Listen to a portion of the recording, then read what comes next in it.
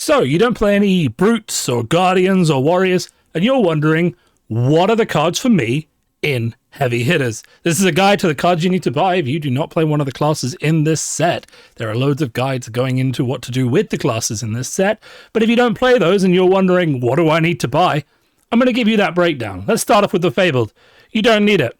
It's a generic landmark. It only works in UPF. Not needed for heroes.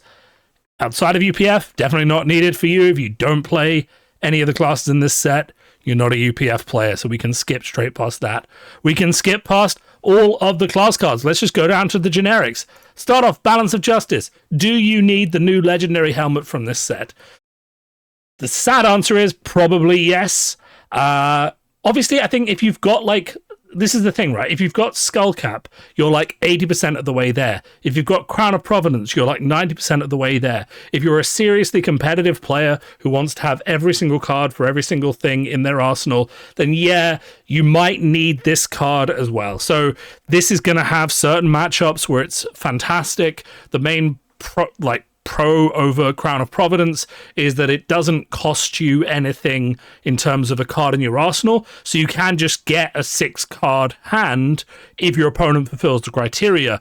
And with classes like Brute, drawing 2 cards in a turn, the potential on the horizon return of Earth cards with Tome of Harvests, and also the amount of gold in the set, there are a few heroes that do threaten to draw a lot of cards, as well as things like Cash In and stuff like that. So in that meta, being able to have a 6-card hand at pretty much no cost to yourself is amazing. Now, there are downsides to things like Crown of Providence, which is that Crown of Providence can help you clean out your arsenal when you've had to arsenal something bad.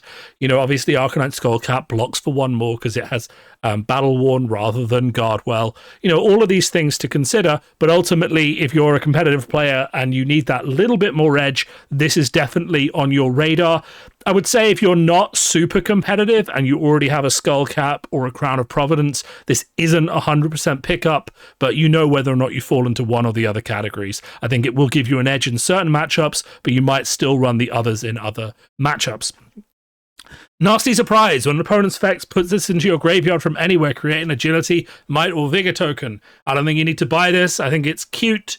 And I think, okay, it has some edged uses into CNC and Disruption, but ultimately, you're going to think, how well does your deck use Agility, Might, or Vigor? How many of your opponents are going to disrupt you? And are you going to put this into Arsenal just in case they CNC you? You're probably not. You're probably better off playing another blue. Pay up. If gold becomes a meta, if Kasai becomes a meta, it's a good option. Otherwise, don't really need it. Ripple Away, probably a bit too niche as sort of, a counter card. I will say it does actually counter the decks that it targets quite heavily. So this is a maybe. This is a maybe tier list, but I wouldn't say it's 100% guaranteed. Standing Order, buy 3 of them. I think they're fantastic. I think there will be plenty of decks these see play in. I think they are very, very useful. I think there's just going to be a massive amount of sort of flex and situations where this comes in handy, and decks when, as I said before, one of the strengths of Crown of Providence over the Balance of Judgment is that it lets you get rid of your arsenal if you had to arsenal a bad card. This does the same thing while giving you a bonus, either coming in for 6, being another popper, or blocking for 5. I would pick up 3 of this. It's not sure exactly where it's going to fit in yet, but as a baseline 0 for 4, I think this is pretty essential. Tenacity. If you are a ninja, you should buy 3 of this card. Let's just leave it at that. If you're a ninja, you should buy 3 of this card. It's as good as Salt the Wound, potentially better into some matchups. I think it's a really powerful card in ninja. I think you should buy it if you're a ninja player. Otherwise, whatever. Seduce Secrets, I don't think so. It's a pretty niche use case. It does replace itself, but it doesn't block. I don't think this is necessarily going to be that useful. I'll eat my words if it turns out to be, but I think you're good. I think it's useful for clash decks because it lets them clash and flip the top. You might find space for it in Victor, but otherwise not that useful. Of the commons, I would say Down and Not Out is actually potentially a contender. It's a powerful 3 for 5 with a really interesting effect. All the heroes that don't have token generation are going to meet this criteria very easily. You might pick up a playset of the reds or the blues. The yellows, as always, whatever. Money where your mouth is. If you want to play cash in, maybe. Test of Strength, if you want to play cash in, maybe. And then we've got all of the expansion slot cards. Graven Call, I don't think so. Coercive Tendency, if you play Assassin, 100% Arachne. I don't know if Arachne's going to be good, but if you play Arachne, you want 3 of these cards. Ancestral Harmony, potentially. Evo Magneto, I don't really see what it brings, except in mech mirrors, which aren't really coming up that often. Judge, Jury, and Executioner, yeah, it's great. Get one of them, fine. Reel In. I'm completely on the fence on Reel In, to be honest. You know, Riptide is doing strange stuff, so we don't really know whether this card is going to be good or not. I think if Riptide ever becomes good, this could potentially be very good. It lets him block quite a lot on a turn, which is very interesting. Sonata Galaxia is... Yeah, I could see this definitely in the future being relevant. Not sure. Pick it up now while it's cheap. Ether Arc is fantastic. If you play Kano, it's a really good staple blue. I think it just goes straight in the deck. I mean, it's basically a zap with the ability to create a Ponder token. I would pick up 3 without a doubt. Dissolve Reality, it's a nice effect, but like...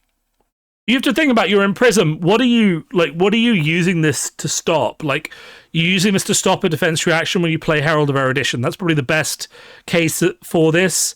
But it also puts your card on the bottom. It's all right. It's definitely all right. I could see you putting this in some niche cases in Prism. Not really for Dromai, I don't think. Especially when you've got Lost in Thought as well as your main disruption. Like, I don't think this takes the space from Lost in Thought. And I don't know how many cards of that type you want to play. Luminaris Angel's Glow, yeah, 100%. Just slam it down. If you play Prism, just slam it quickly. It's a fantastic card. It turns Prism from not a meme, but, you know, not a solid contender into a contender. So I would 100% slam that. But these are the expansion slots cards, so they're a bit easy. I mean, if you play one of these classes, just grab them. It's mostly the generics, I think, are worth looking at. So, you know, that's... my take on those. None of the common generic equipment are really worth focusing on. You know, that's it, really. As a side note, like, if you play some of the classes not in this set, like, let's just talk quickly, briefly about what are the Majestics you might grab. Like, Apex Bonebreaker, you're going to grab for Rhinar or Levia regardless, right? It's just a 2-block temper card. You're going to pick it up. That's really good. You want that. Send Packing, probably in Levia as well. Yeah, it's pretty good for getting rid of someone's defenses. You know, anything else? Not really, I wouldn't say. You know, this is an edge case, but, you know, you're not, like, it doesn't help you in Levia, so you're not really going to want it. You might want it in, like, particularly if you're running a lot of no blocks in your deck. Like, but in general, if you're building in this set, like, the brute cards are mostly good for the classes in this set. If you're a Guardian, you want Gauntlet's of Iron Will, even if you don't plan on playing Victor or Betsy. You potentially want Trounce as well. Trounce is good, like, even in non Victor or Betsy Guardian, because you have such huge attacks, and you can use the gold, the might and the vigor make your next turn quite interesting. So Guardian could see Trounce being included, though I think Bravo is still happier using defense reactions. None of the others are really relevant. If you're a warrior, like you're a Dorinthia main, and you don't want to play Kasai or Olympia, you still buy Grains of Blood Spill. It's still fantastic. You still buy Blade Flurry. You still potentially buy Commanding Performance and Shift in the Tide of Battle. In fact, you probably, if you're a warrior, you're buying 4 or 5 of these Majestics, right? You know, and picking up play sets of commons. If you play, you don't need Talk a Big Game. Yeah, you don't need Talk a Big Game. That's really all I'm going to say about that. It's like, some of these are really easy. You don't need Double Down if you're not playing one of the Wager Heroes. Just leave it be. It's fine. So yeah, that's the thoughts. If you do not play any of the classes in this set, those are the cards that you need to look at. Those are the cards you need to buy. That's it. If you like this video, let me know. I was inspired. I saw the professor's video pop up. It said, do not buy Markovs at Karlov Manor, buy these cards for your commander deck instead. And I thought, actually, I've seen a lot of videos about deck building with the new heroes. I haven't seen a video that says, I don't like heavy hitters at all. Which of the cards do I need to pay attention to as someone who's not playing Brute, Guardian, or Warrior? So here you go. Thanks a lot, and bye.